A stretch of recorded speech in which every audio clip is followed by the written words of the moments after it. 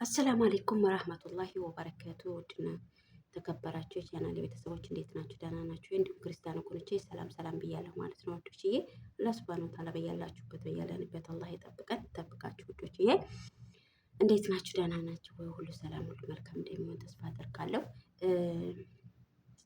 እንግዲህ በትንሹም ቢሆን ዛሬ መልእክት አለኝ ማለት ነው። ወዶችዬ እኛ የሰው ልጆች እርግጥ የምንጠፋበትን አላህ ሱብሃነሁ ወተዓላ ከትቦ አስቀምጦልናል ማለት ነው። ነገር ግን ራሳችን የምናወጣት ነፍስና አላህ ሱብሃነሁ ወተዓላ እንትን ጊዜ የሚያወጣት አንድ አይነት አይደለችም። ለምን መሰላችሁ? እርግጥ አልኳችሁ አላህ ሱብሃነሁ ወተዓላ ከትቦታል በምን እንደምንጠፋ።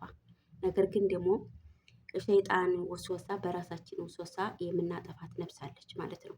በሶሻል ሚዲያ በጣም እየተዘዋወሩ የሚገኙ እነዚህ ሁለት ቀኖች አለች እቺ አንድ እህታችን ኦርቶዶክስ ናት። በጣም ደግሞ ቢገርማችሁ ያኔ ከሶሻል ሚዲያ ብዙ ኦርቶዶክሶች አሉ፣ ወይም ብዙዎቻችን አብዛኞቻችን ጨፋሪም ልንሆን እንችላለን። ወጣ ያሉ ቪዲዮዎችም ልንሰራ እንችላለን።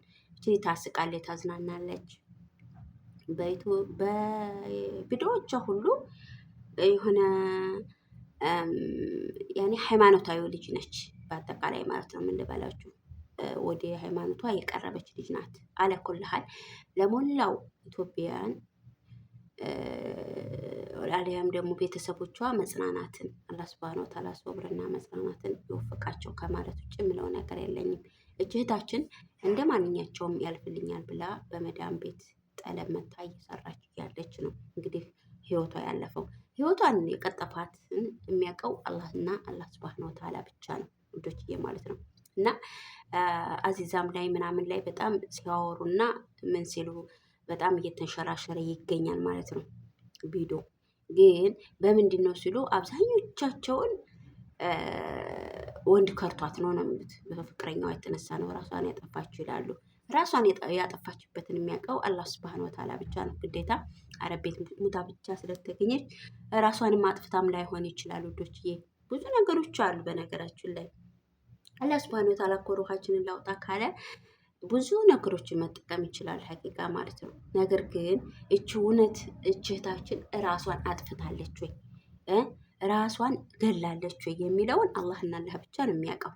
እሱ ያኔ ስላችሁ አሁን ለምሳሌ በምርመራ በላሙና መውጣት ይችላል ያ ነገር ማለት ነው። በላሙና ስላችሁ ሰው የገደላትና ራሷ እንዴት ነው ወይም በበሽታ ነው ወይስ በምንድን ነው የሞተች የሚለውን ላሙና ቢወስዱና ይችል ቢከታተሏት እርግጠኛ ነኝ ይወጣል ማለት ነው፣ መንስኤው ምን እንደሆነ ማለት ነው።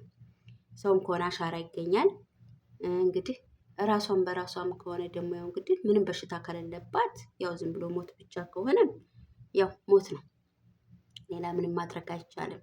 እና ብዙ እህቶቻችን አሁን ላይ አብዛኛውን እህቶቻችን ካለፈው ትምህርቶቻችን እየተማር ነው ብዬ ነበር የማስበው። ነገር ግን እየተማራ አይደለም መሰለኝ ሳስበው ማለት ነው ውዶች።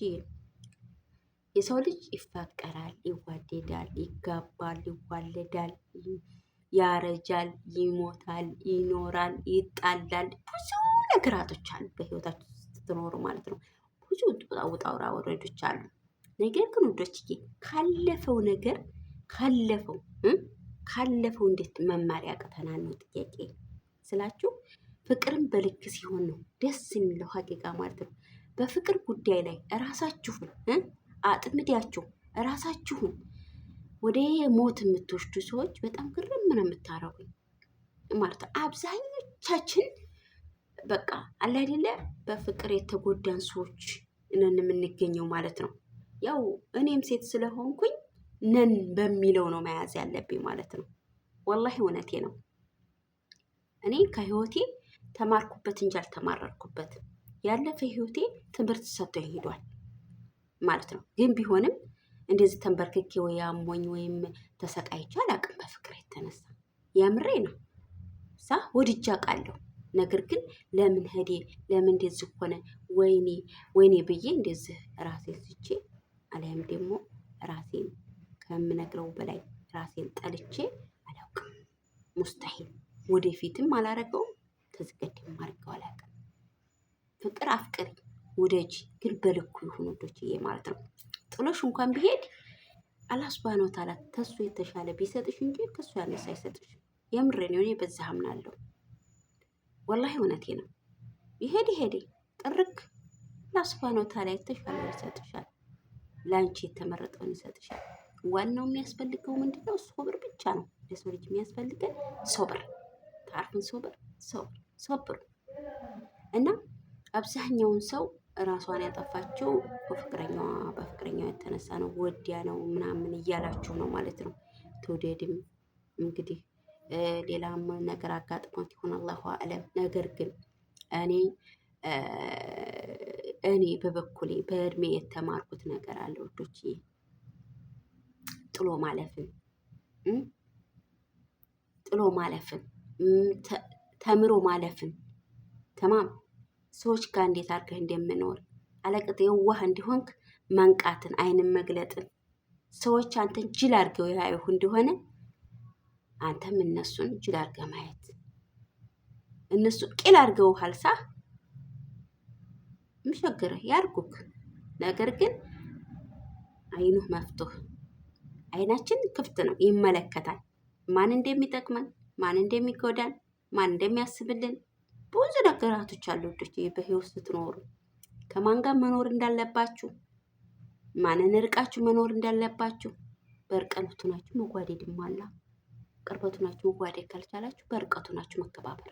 በቃ ብዙ ነገሮች አሉ። እንዴት ሰው ራሱን ለማጥፋት ለሸይጣን ቦታ ይሰጣል? ሰይጣን እኮ የሀባቢ ተወሰወሳችሁት። ይሄን ላድርግ ካላችሁ የሚሸግረው እሱ ያለ ፍጠኝ ነው የሚልሽ ማለት ነው።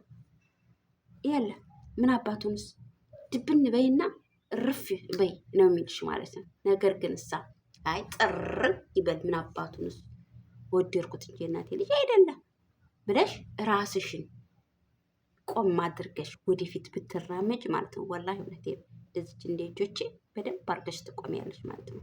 በደንብ አድርገሽ መራመድ ትችያለሽ። ወላሂ እውነቴ ነው።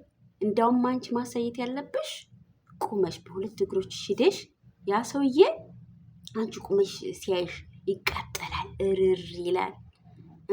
ወይኔች ነው እንደ ተኳት ምናምን ይላል፣ ድብን ይላል። በቃ አንቺን አፈላልጎ ራሱ የሚመጣበት ወት ይኖረዋል። ግን አንቺ አትልፈስፈሽ። ፍቅር ምናምን እያላችሁ ወዶች አትልፈስፈሱ። እውነቴ ነው።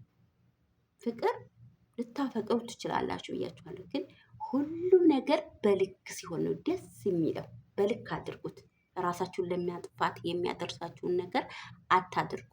አሁን እቺ ልጅ መጨረሻውን አላህ ያሳምርልን። ሀቂቃ ማለት ነው ወዶች፣ አላህ ቤተሰቦቻቸውን መጽናናት ይስጣቸው።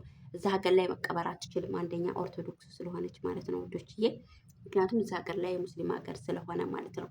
ለሀገሩ አፈር እንድታበቃ አላህ ሱብሃነሁ ወተዓላ ዱአይና ምኞቴ ነው ማለት ነው። ለቤተሰቦቿ ደርሳ አፈር በሰላም እንድትለብስ ማለት ነው ወዶችዬ። እና ተዚች ልጅ እንግዲህ እርግጠኛ ነኝ ሞት ያላስተማረን ምን ያስተምረናል? ሞት ያለቀጣን ምን ይቀጣናል? እኔ በበኩሌ እንደ ሞት ቀጭ ነገር የለም። እንኳን ሞት አይደለም በህይወቴ ላይ ያሳለፍኳቸው ህይወቶች ውጣ ውረዶች ለእኔ ፈተናዎችና ትምህርቶች ናቸው። ከነዛ ፈተናዎቹ ወጥቼ ተምሬበታለሁ እንጂ አልተማረርኩበትም። ስለዚህ ውዶቼ በተቻለና ቀን መጥፎ ነገር ከማድረጋችን በፊት ለሰዎችም ይሁን ለራሳችሁ መጥፎ ነገር ከማድረጋችሁ በፊት መጀመሪያ ቆም ብላችሁ አስቡ። በተለይ ደግሞ ሞት ላይ የሚያደርስ ነገር፣ ራሳችሁ ላይ መጥፎ ነገር የሚያደርግ ነገር አታድርጉ። አበደን አበደን አበደን። እኔ መፍትሄ እፈልጋለሁ ከዛ ነገር እንዴት አድርጌ እንደምወጣ። አላህ ሆይ አንተ ከመጥፎ ነገሮች ጠብቀኝ። የሄዴ ይሄድ አላህዬ፣ ደግመህ እንዳታመጣብኝ። የሚጎዳኝ አይነት ከሆነ የሚጠቅመኝ አይነት ከሆነ ደግሞ አንተ አስቀምጥልኝ፣ አሰንብትልኝ፣ አበርክትልኝ ብዬ ነው እኔ ዱዓ የማደርገው። እውነቴ ነው ወላሂ። መቼም ቢሆን ምኞቴም ነገም ዛሬም በፍቅርም ቢሆን በትዳር ዓለም ውስጥ ፍቅር አፍቅራችሁ ነው ትዳር የምትገቡት። እንደዛ ስለሆነ ፍቅር እንዳለ ሁሉ መጣላትም አለ ወዶች። እና አላህዬን የምለምነው ነገር ቢኖር አላህ ሆይ ለእኔ የተሻለውን እኔ ጋር የሚቆየውን የሚያከብረኝን የማከብረውን ቤተሰቦችንም ልጄንም ሁሉ ነገርን የምንከባበር አይነት ሰዎች የምንናናቅ ሳይሆን አንቺዬ እዚህ ታባቷ ምናምን የማይል ሳይሆን እኔም እንደዛው የማከብረውን ቤተሰቦች የማከብረውን የምወደውን የሚያፈቅረኝ የማፈቅረውን ስጠኝ አላህ ሆይ አላ ያ ሰውዬ እኔ ዘንድ መቶ የማይጠቀመኝ ከሆነ አላህዬ አርቅልኝ ነው የሚለው። ለምን እኔ ዘንድ አብሮ አይኖርም፣ ያርቅልኛል። አዎ ያርቅልኛል። አላህ በቃኝ፣ ይህን ሰውዬ አርቅልኝ፣ ለእኔ የሚጠቅመኝ አይነት አይደለም ካልኩት አላህ አርቆልኝም ያውቃል። ወደፊትም እንደዛው ኢንሻአላህ ያረብ እና ይሄንን ይመስላላችኋል ውዶችዬ። በሚካካዱት ነገሮች መማር አለብን እንጂ መማረር የለብንም። በተቻላችሁ አቅም ተዚህ ትምህርት ውሰዱ።